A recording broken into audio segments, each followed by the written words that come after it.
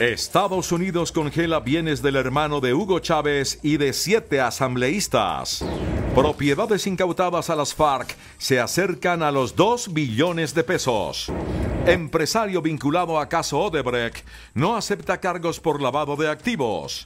CMI revela grabaciones y seguimientos a autores de secuestro de directivo de la Riviera. Esta tromba marina causó pánico entre los turistas en Cartagena. Ladrón que robó un colegio regresa al plantel a reclamar sus zapatos. Investigan millonario robo de dineros de la alcaldía de Buenaventura.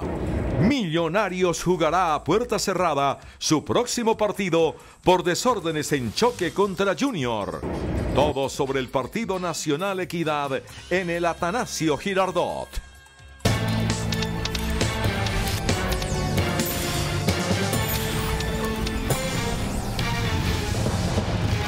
Buenas noches. El gobierno de los Estados Unidos impuso en las últimas horas nuevas sanciones contra funcionarios y exfuncionarios del gobierno de Venezuela. La Secretaría del Tesoro congeló los bienes de Adán Chávez, hermano del desaparecido presidente Hugo Chávez, y de otros 7 funcionarios, dentro de los que se encuentran varios integrantes de la Asamblea Constituyente. Por estar vinculados y apoyar la Asamblea Nacional Constituyente de Venezuela, que ha desempeñado acciones antidemocráticas en el país latinoamericano, fueron sancionados 8 funcionarios del gobierno de Nicolás Maduro. El Departamento del Tesoro de Estados Unidos incluyó en la lista a Adán Coromoto Chávez, hermano del fallecido presidente Hugo Chávez. Adán es actualmente ministro de Cultura y miembro de la Comisión Presidencial de la Asamblea Constituyente. La nota incluye sanciones financieras contra Francisco Amelich, Erika del Valle, Carmen Meléndez, Ramón Vivas, Hernán Escarra, Natalia de Amelio y Vladimir Lugo Armas. La inclusión de estas personas en la lista de sanciones significa que todos los activos que puedan tener en Estados Unidos quedan congelados y que todos los estadounidenses tienen prohibido hacer negocios con ellos. El comunicado de prensa del secretario del Departamento del Tesoro de Estados Unidos señaló: el presidente Maduro tomó juramento a su Asamblea Nacional Constituyente ilegítima para trincherar más su dictadura. Agregó que la administración de Donald Trump seguirá ejerciendo presión contra el gobierno chavista. Estados Unidos estará en oposición a la tiranía hasta que en Venezuela se restaure una democracia pacífica y próspera. Este es el 4º grupo de funcionarios venezolanos sancionados por el gobierno estadounidense. Desde febrero de 2017 se han castigado un total de 32 venezolanos, la mayoría funcionarios del gobierno, incluyendo al presidente Nicolás Maduro, que fue incluido en la lista Clinton. La Fiscalía y la Procuraduría General pidieron a la Corte Constitucional que se permita aplicar la extinción de dominio a todos los bienes de las FARC sin excepción. El fiscal Néstor Humberto Martínez reveló que tan solo este año se han incautado a las FARC propiedades avaluadas en 1.7 billones de pesos. Ante la Sala Plena de la Corte Constitucional se dio un tercer debate en torno al proceso de paz. En esta ocasión se debatió la importancia del decreto 903 de 2017, donde se establece la realización de un inventario de los bienes de las FARC. Durante su intervención, el fiscal general hizo cuestionamientos al decreto. Afirmó que debe permitirse la extinción de dominio para que haya legalidad en la entrega de los bienes. En lo corrido de este año y a esta altura del año, bienes provenientes de testaferros de las FARC hemos ya incautado por 1.7 billones de pesos. Ese es el inventario que también podríamos entregar para el conocimiento de esta corporación.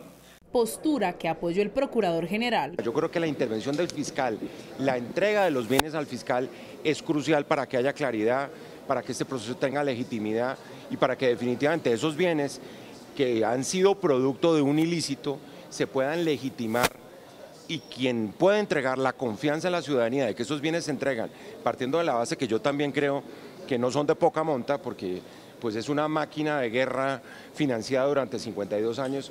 Luego yo no creo que se trate de pocos recursos, que esos bienes se le entreguen a la Fiscalía General de la Nación en un proceso de extinción de dominio. Desde el gobierno, en cabeza del ministro de Justicia, se defendió esta normativa al afirmarse que sí se garantizará la reparación de las víctimas. No hay lugar a divagaciones, a interpretaciones suspicaces, porque todo tiene que tener un hilo conductor. El hilo conductor, la almendra de ese decreto, el núcleo, la esencia, es precisamente que ese fondo, que ese patrimonio, que es fruto de acciones ilícitas, precisamente se destine a la reparación de las víctimas. Será la Corte Constitucional quien finalmente decida si debe ser o no aprobado el decreto que ordena la realización de un inventario de los bienes de las FARC. En Caquetá, en medio de unos combates entre el ejército y las disidencias de las FARC, murió una menor de edad. Los hechos son materia de investigación por parte de las autoridades. En rueda de prensa, el ejército confirmó la muerte de una menor de edad en medio de combates entre unidades militares y disidentes del Frente 40 de las FARC en límites de Caquetá y Meta. Y en el sitio, después del registro, se encuentra el cuerpo de una niña que de inmediato se informa a la Fiscalía General de la Nación para que adelante la investigación correspondiente de los hechos que ocurrieron en este sitio. Las tropas continuamos comprometidas en combatir estas disidencias que atentan contra la seguridad, contra la tranquilidad de esta región del departamento del Meta, del Guaviare y del Caquetá. En el hecho se neutralizaron varios disidentes del Frente 40 de las FARC. Estos sujetos se encontraban adelantando un curso de explosivos para atentar contra las poblaciones cercanas en San José del Guaviare, en el departamento del Meta, la Uribe, la Macarena. Afortunadamente se logra llegar hasta este sitio con nuestras unidades especiales. Allí se desarrolla un combate donde se neutralizan, se dan 2 muertos en desarrollo de operaciones militares pertenecientes a esta estructura de las disidencias del Frente 40 y se rinde en combate, lográndose la captura de un sujeto de esta organización. Un total de 8 disidentes han muerto en combates durante el 2017 y 36 más han sido capturados. El ejército reportó la captura de 4 integrantes del ELN involucrados en el secuestro de 2 personas que todavía permanecen en manos de la guerrilla en zona rural, en los límites de Valle y Chocó. En operaciones de búsqueda de 2 secuestrados por el ELN en límites de los departamentos de Valle y Chocó, el Gaula Militar capturó a 4 supuestos integrantes de esa guerrilla. Los detenidos hacen parte del Frente Ernesto Che Guevara del ELN, sindicados de los delitos de secuestro extorsivo, concierto para delinquir y rebelión. Según el ejército, los guerrilleros están extorsionando y secuestrando a pobladores de San José del Palmar en Chocó, El Cairo y Versalles en el Valle. La fuerza pública intensifica la búsqueda de los 2 secuestrados que todavía permanecen en manos del ELN. Ante un juez de Bogotá, la Fiscalía presentó a los 11 policías vinculados presuntamente con el homicidio y posterior alteración de la escena del crimen del profesor Javier Ocampo Cepeda, primo del senador Iván Cepeda. En la audiencia adelantada este miércoles se declaró legal el procedimiento de captura adelantado contra los uniformados. Los uniformados fueron capturados anoche por las autoridades en un operativo adelantado en Cali y Bogotá y fueron trasladados en horas de la mañana a los juzgados de Palo Quemado. Los policías fueron detenidos por presuntamente participar en el homicidio del profesor Francisco Javier Ocampo Cepeda, primo del senador Iván Cepeda. Entre los detenidos se encuentra el coronel William Sánchez, subcomandante de la Policía de Bogotá, de quien se reveló que fue entregado a la Fiscalía por el propio general Jorge Nieto, director de la institución. Frente a esta solicitud, el señor brigadier general Penilla informa al general Jorge Hernando Nieto Rojas, director general de la Policía Nacional, y se comprometió a presentar personalmente y de inmediato al teniente coronel William Sánchez en las instalaciones del búnker de la Fiscalía. Por su parte, el abogado de las víctimas explicó además que los oficiales responden por la alteración de la escena del crimen de Ocampo Cepeda, dado que en un informe de la policía se señaló que el profesor habría muerto debido a una confrontación con un uniformado, hecho que habría sido descartado. Pues se le señala básicamente de homicidio agravado, que para nosotros es una ejecución extrajudicial, y se le señala de adulterar la escena de los hechos y encubrir a unos presuntos responsables, sobre todo por parte de oficiales de la policía, hoy oficiales de la policía. En ese momento todavía eran oficiales, pero no de rango actual. La audiencia de formulación de cargos continuará mañana. El empresario Gabriel Dumar, quien se entregó a las autoridades y que es investigado por servir presuntamente de intermediario para el pago de sobornos de la multinacional Odebrecht en Colombia, no aceptó los cargos por lavado de activos y enriquecimiento ilícito de los que lo acusa la Fiscalía. Dumar no aceptó su participación en los delitos de lavado de activos y enriquecimiento ilícito. No obstante, fuentes cercanas al proceso indicaron que el empresario buscará llegar a un acuerdo de colaboración con las autoridades. De acuerdo con la investigación, a través de la empresa Sion en la que trabajaba Dumar, se habría recibido parte del dinero de los sobornos de Odebrecht que presuntamente terminaron en las cuentas de varios políticos para la adjudicación de la vía Ocaña Gamarra. La responsabilidad de Dumar en el escándalo se conoció luego de que el ex senador Otto Bula indicara ante la Fiscalía que se realizaron varios contratos simulados con el dinero de Odebrecht, es decir, que se pagaron pero nunca se ejecutaron. En una audiencia reservada, la Fiscalía General de la Nación solicitó cárcel para el empresario y mañana un juez de la República definirá si impone medida de aseguramiento. CMI conoció videos de los operativos y seguimientos que adelantó la policía y que terminaron con la captura de 2 de los presuntos responsables del secuestro del directivo de la cadena de tiendas La Riviera, Giovanni Hernández. Agentes del Gaula de la Policía Nacional llegaron hasta las localidades de Puente Aranda, San Cristóbal y Rafael Uribe Uribe en Bogotá para hacer efectivas 2 órdenes de captura contra Jorge Enrique Guerrero, alias El Ronco, y Fabio Enrique Martínez, alias El Zarco, después de 1 año de investigaciones. Ambos estaban sindicados de ser los presuntos responsables del secuestro de Giovanni Andrés Hernández, gerente general de la multinacional La Riviera. Según las versiones, el directivo había sido secuestrado en julio del 2016 al norte de Bogotá en el momento en que se desplazaba en su vehículo. El modo operandi de estos delincuentes fue precisamente en el momento que interceptan al ciudadano, hacen pasar por autoridad, en este caso por investigadores del CTI, los cuales le hablaban que tenía una orden de captura y teniendo en cuenta que habían unos antecedentes de la intervención que se le estaba haciendo a esta multinacional en ese momento en el país, pues el señor creyó que se trataba de alguna situación judicial y decidió acompañarlos. Cuando iba en el vehículo se dio cuenta que se estaba presentando era un secuestro. Las investigaciones del Gaula arrojaron que el directivo habría pagado cerca de 1.6 billones de dólares por su rescate. Según cifras de la Policía Nacional, durante este año el secuestro presenta una disminución del 14%. En lo que va corrido el 2017 van 300 capturas y 16 bandas delincuenciales desarticuladas. Un gran susto se llevaron los turistas que se encontraban disfrutando del sol en la isla de Barú, en la costa atlántica, cuando se formó un fenómeno natural conocido como tromba marina. Momentos de pánico se vivieron durante varios instantes. A través de videos, turistas y nativos reportaron el fenómeno climático llamado tromba marina, que ocasionó fuertes vientos arrasando con todo lo que encontró a su paso, como carpas, sillas y hasta embarcaciones, lo que generó pánico en el lugar turístico. De acuerdo con el Centro de Investigaciones Oceanográficas e Hidrográficas del Caribe, estos eventos considerados extremos ocurren en un lugar en particular y son de corta duración. Estos eventos son muy difíciles de predecir porque en cualquier momento en esta época del año se pueden producir.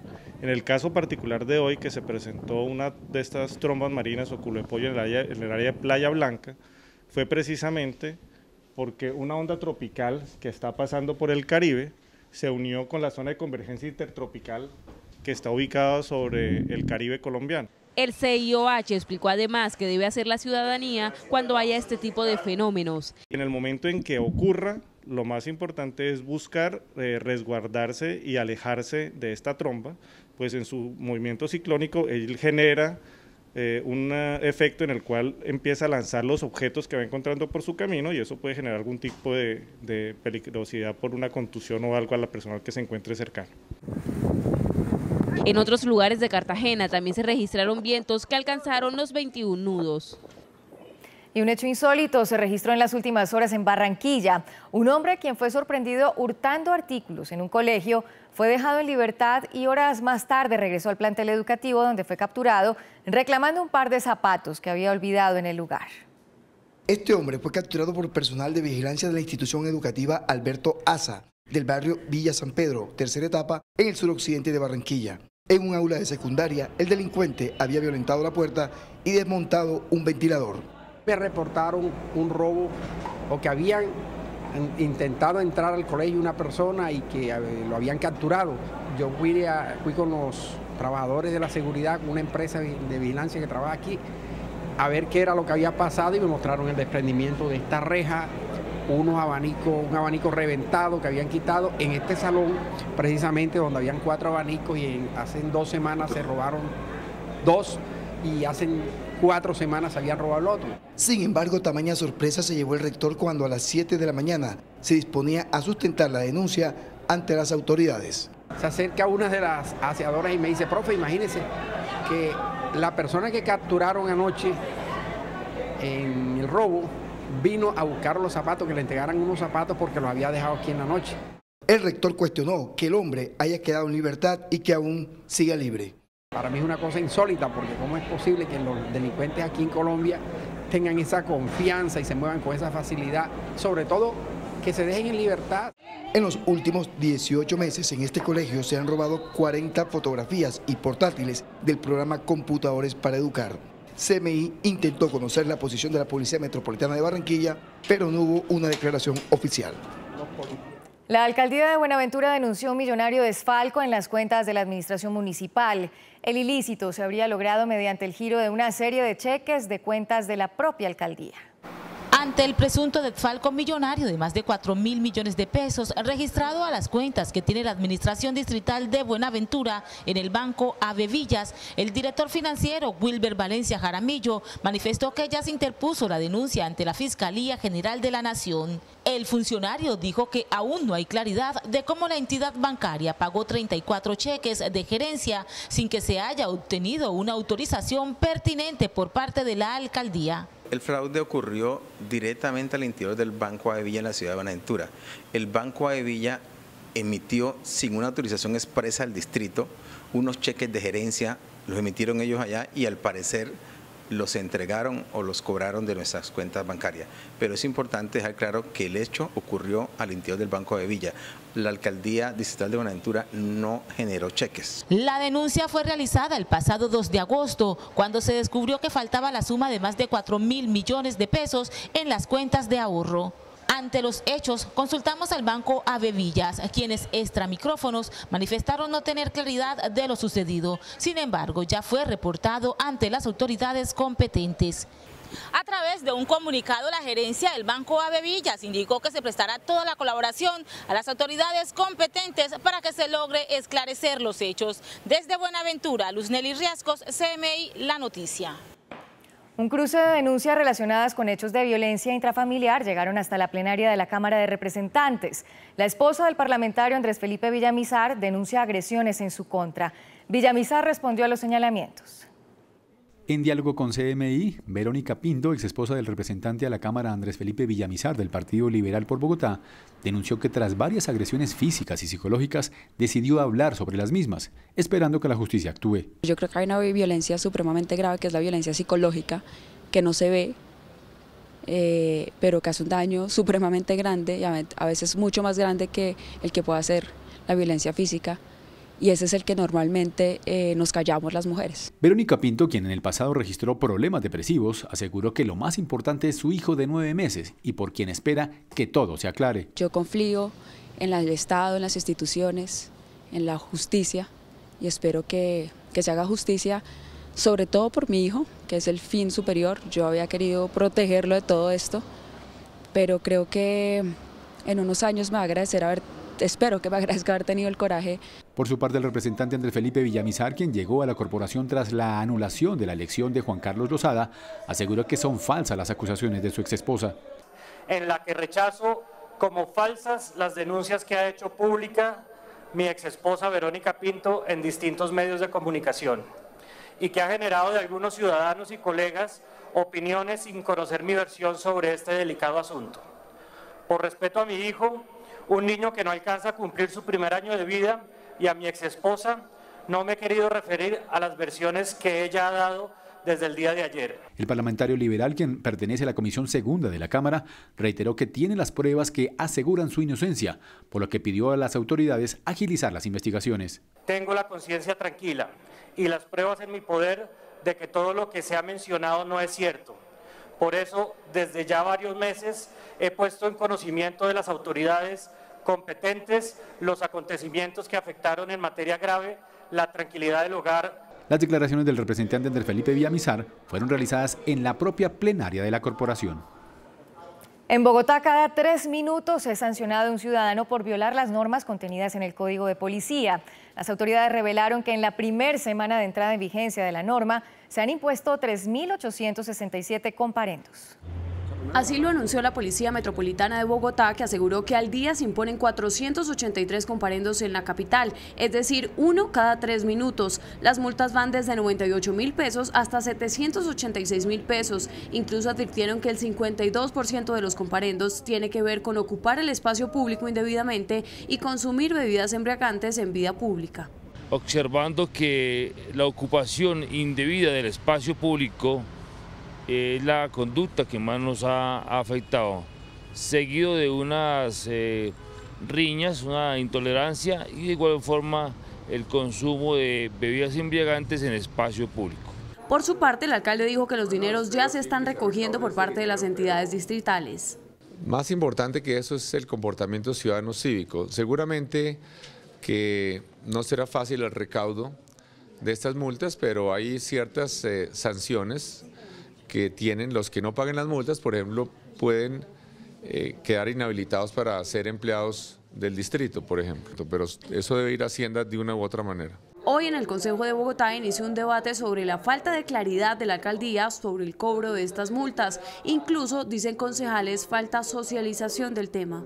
Que prontamente se establezca también la reglamentación respecto de la utilización de los dineros que se recauden por las multas que se impongan. Hay que recordar que según el código el 60% del recaudo será para las alcaldías que inviertan en programas de prevención, convivencia y cultura ciudadana. También podrá invertirse el dinero en temas de seguridad. La Superintendencia de Servicios inició una investigación por los retrasos en la recolección de basuras en varias zonas de Bogotá. Se reportan atrasos hasta de 5 horas en la operación del relleno sanitario de Doña Juana. De acuerdo con el superintendente de servicios, la descarga de residuos sólidos dispuestos en el relleno de Doña Juana se encuentran retrasados entre 5 y 7 horas. El problema consiste en que los camiones que recogen la basura en Bogotá no están pudiendo dejar la basura en el relleno de Doña Juana porque hay un bloqueo interno, hay un trancón de tal magnitud que se está represando la disposición de basura. Por eso la superintendencia desde tempranas horas hoy ha estado supervisando la recolección y disposición de basuras en la ciudad para evitar una emergencia sanitaria. Mendoza indicó que entre las localidades más afectadas se encuentran Fontibón, Engativá, Usme, Bosa y Kennedy. Una vez logremos calmar la situación, y eso ya está bastante avanzado, trataremos de indagar quién tuvo la culpa en este problema y por supuesto lanzaremos las investigaciones que correspondan. Dependiendo de la naturaleza de la infracción y del efecto que tenga el problema que detectemos, podemos imponer multas de hasta 100.000 salarios mínimos. Estamos hablando de alrededor de 72.000 millones de pesos. Por su parte, la Unidad Administrativa Especial de Servicios Públicos indicó que el concesionario del relleno sanitario Doña Juana, CGR, se encuentra trabajando en la adecuación de una nueva zona y las vías de acceso a ella, para que se solucione el inconveniente en máximo 4 días. Nos vamos, gracias por su compañía. A las 8:30 la información internacional. Ya nos vemos.